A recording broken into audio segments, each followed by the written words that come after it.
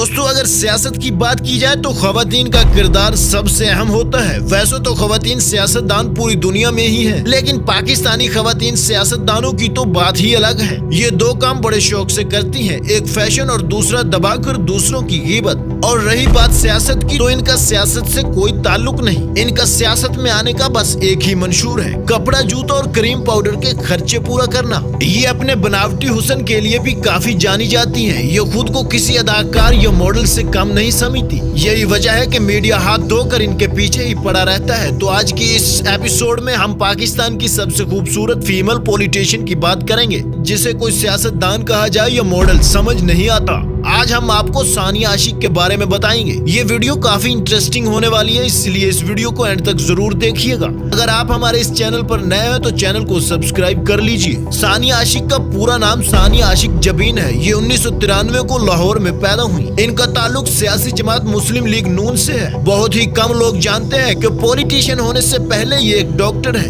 انہوں نے university of Punjab سے فارمیسی ڈی کی ڈگری حاصل کی تھی اور 2018 میں ہی الیکشن میں شامل ہوئی۔ تب ان کی عمر 25 سال تھی۔ یہ وہ پہلی لڑکی تھی جن کی 25 سال کی عمر میں صوبائی اسمبلی میں انٹری ہوئی اور یہ خواتین میں سب سے کم عمر صوبائی اسمبلی کی رکن بن گئی ہیں۔ آپ میں سے بہت سے لوگوں نے انہیں سیاست میں کام کرتے ہوئے یا سوشل میڈیا پر زیادہ دیکھا ہوگا، کیونکہ سوشل میڈیا پر ان کے لاکھوں فینس ہیں۔ ان کے سوشل میڈیا پر فیمس ہونے کی دو بڑی وجوہات ہیں۔ ایک تو یہ پاکستانی خواتین سیاست دانوں میں سے سب سے زیادہ خوبصورت ہیں، اور دوسری بات یہ ہے کہ یہ زیادہ تر مریم نواز کے ساتھ ہی نظر آتی ہیں۔ ویسے تو آپ ان کو سٹیج پر بولتے ہوئے کم ہی دیکھیں گے، لیکن ہاں لیک ویڈیوز اور سکینڈلز میں یہ بہت مار کھا چکی ہیں۔ ان کے مخالفین نے انہیں کئی بار بدنام کرنے کی کوشش کی ہے، کبھی ان کی ویڈیوز کو لیک کیا جاتا ہے اور کبھی تصاویر کو۔